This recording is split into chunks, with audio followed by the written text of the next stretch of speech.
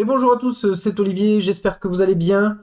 Aujourd'hui, on va s'attaquer à une machine qui fait partie de la saison 4 du seasonal, je sais pas, voilà, les seasonal machines, voilà, qui sont une petite compétition, un petit CTF, voilà, où tous les jours il y a des machines, voilà.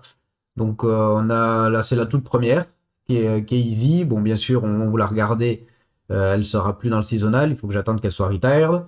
Voilà, et après, voilà, il y a d'autres machines, on voit qu'il y a une médium après, mais aujourd'hui, on s'attaque donc à la machine business.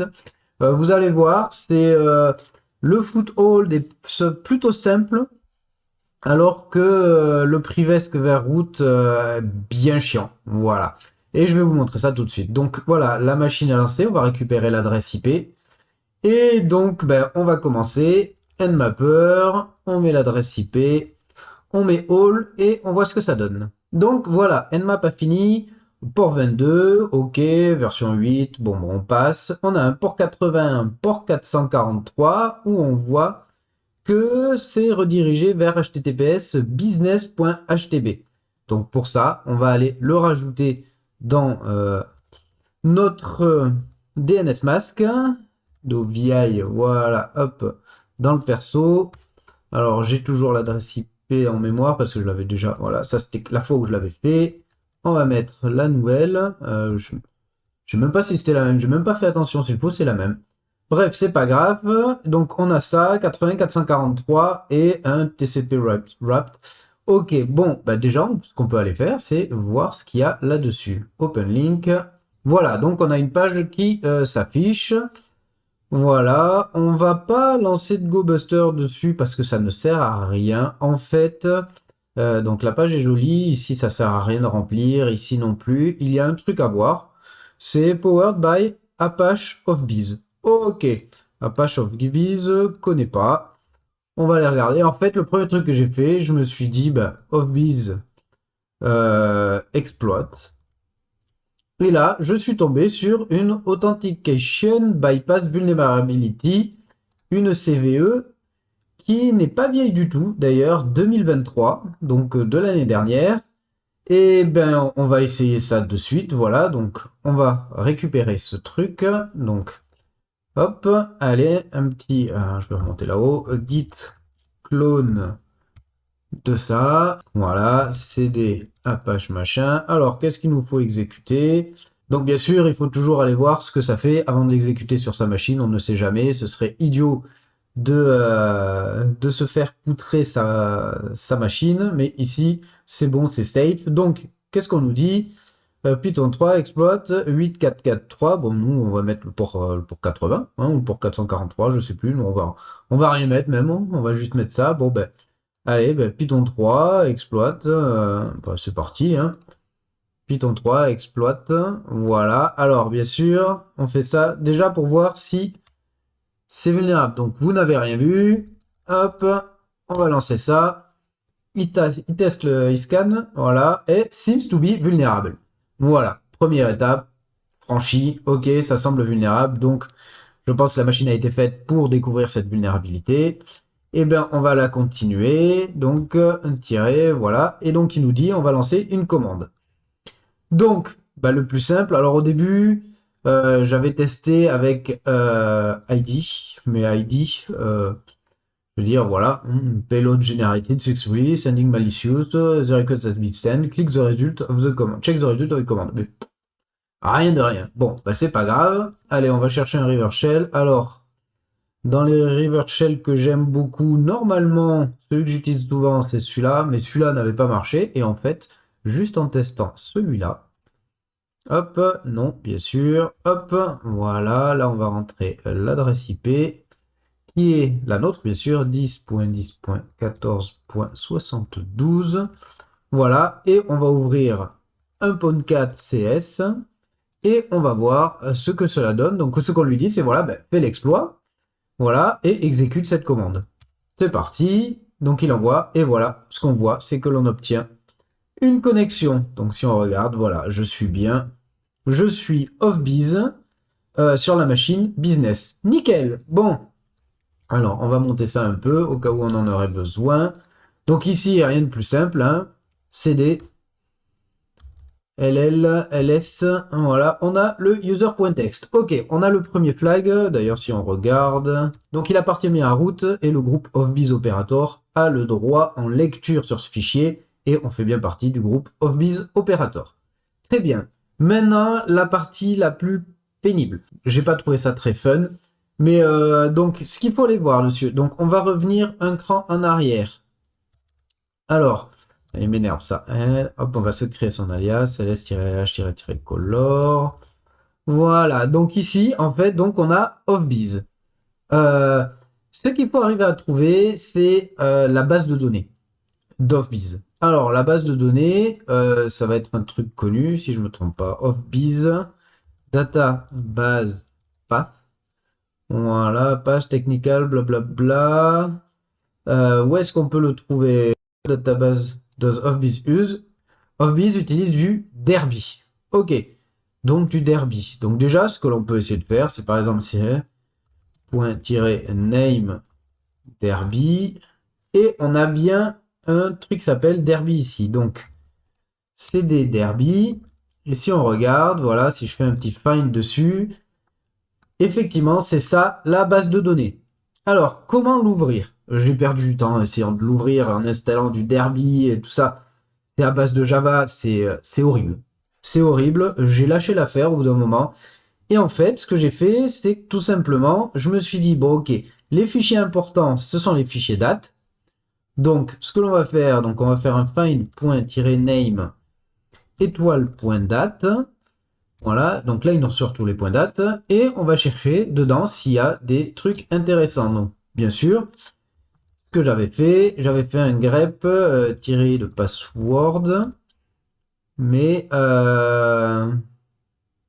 non, pas avec un grep, bien sûr. Ah, par contre, je sais pas si sur la machine ça y est, avec un strings. Strings, alors bien sûr, strings ne prend pas de i, mais la machine, voilà, ouais. Parce qu'en fait, à la base, j'avais récupéré tous les points date, toute la base chez moi, et j'ai fait les recherches chez moi. Mais donc là, je vois que ça marche, il y a le strings sur place, donc on va le faire. Donc forcément, je me suis planté là-dessus. Ce qu'il faut faire, c'est qu'on fait un strings, et après, on va faire un petit grep-i de password. Et donc là, il nous sort tous les passwords que contient la base de données. Et si on regarde un peu, qu'est-ce qu'on a ici? Non, pas par là. Voilà, là, ici. Qu'est-ce qu'on a ici? On a une ligne, mot de passe, voilà, current password, et on a un hash. Ok, blablabla, pour l'utilisateur admin. Intéressant. Donc, ce qu'on va faire, c'est qu'on va prendre ça, et on va se le sauvegarder. Voilà, on va se mettre par là, on va garder ça. Très bien, donc on a un H. Mais à quoi est-ce qu'il correspond ce H? Ok, je vois qu'il y a du CHA. Voilà, puis un H et tout ça. Et donc là, en fait, ce qui va être intéressant de trouver, c'est le morceau de code de cette application, Offbees. Tiens, non, plus tard. C'est de cette application Offbees qui, en fait, génère ce H.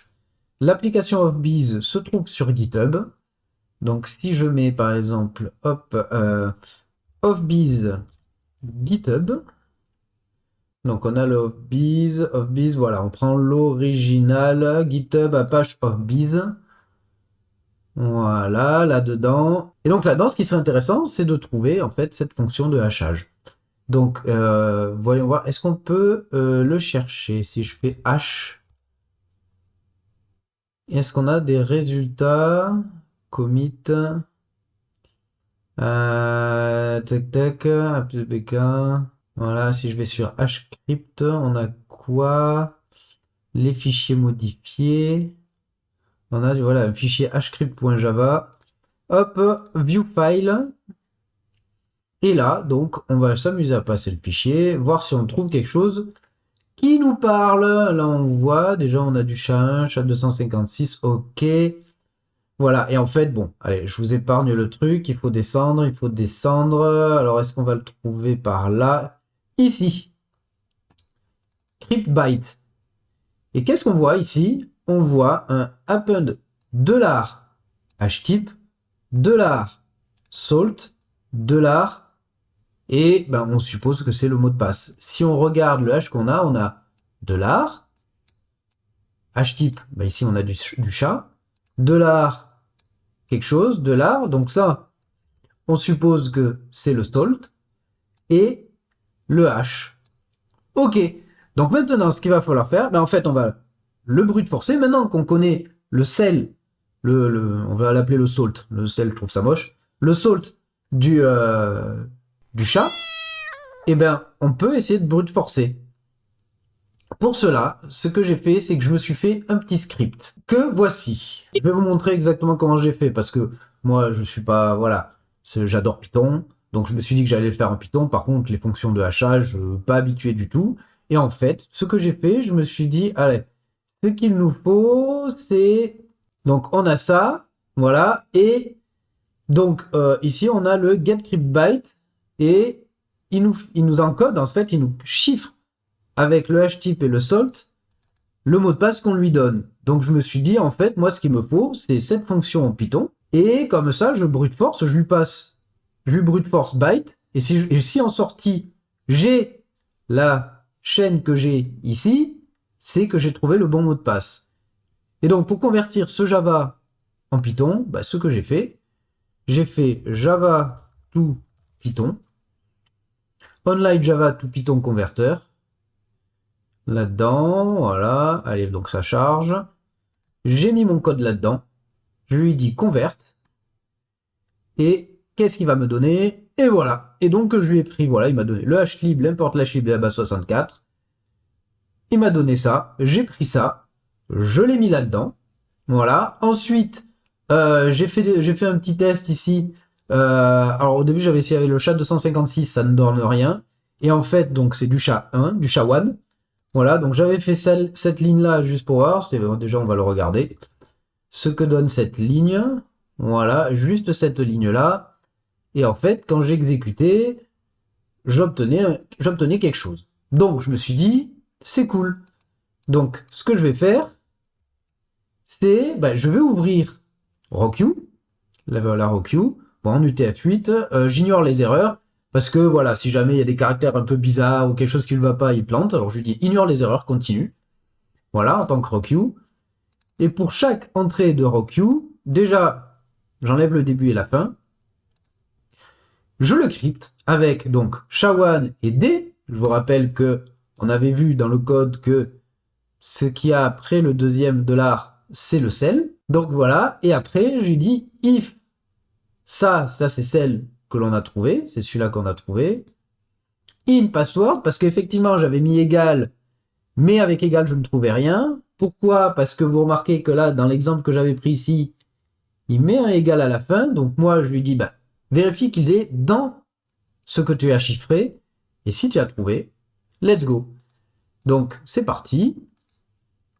Là, il tourne, normalement il va vite parce que c'est au début, et effectivement on voit que avec cette fonction de chiffrement, il m'a généré exactement le même que j'ai récupéré sur la machine, et avec le petit égal, et il m'a donné un mot de passe. Monkey Business.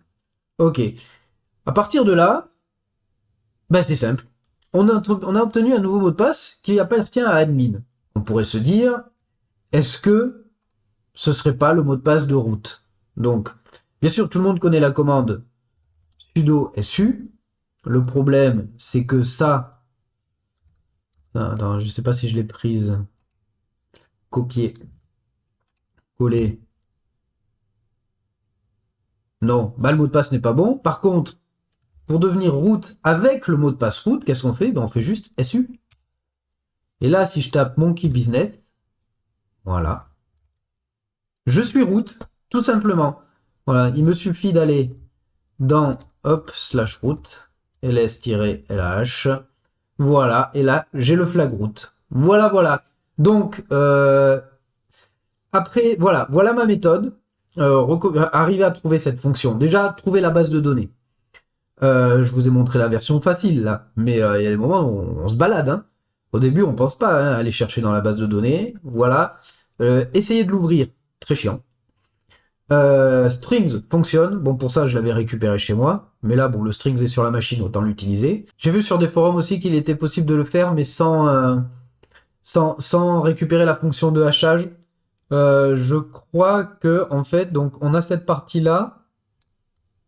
Je vais la prendre. Je vais voir. On va voir si si je me souviens de ce qui avait été expliqué avec juste le cyberchef, tout simplement. Alors le craquage peut se faire avec H4 aussi. D'ailleurs, je crois que c'est avec ça. On va l'essayer là. Donc on a notre input. Donc il faut faire un from. On part du principe que c'est une base 64 parce qu'effectivement, si on regarde, on va regarder directement, pas ici, mais ici, on voit qu'il fait de la base 64 URL safe. Donc on avait du from base 64 et en regardant ici on a du URL safe, ok, mais ça c'est pas lisible, donc on va lui faire du toEx content, voilà, toEx content mais de tous les caractères, et donc là on obtient une chaîne, ok, donc je vais prendre cette chaîne. Et donc là, techniquement, alors ensuite pour aller le faire, on va l'essayer sur avec le H4. Donc on va faire un VI de h.text et je pense que c'est le 120 qui va fonctionner où en fait on met le h 2 points le salt. Donc on va essayer ça. Donc on a les 2 points le salt, on l'avait trouvé ici, on avait dit c'était D. Donc on va mettre D, voilà. On relance H4. Voilà, et donc là H4 se lance.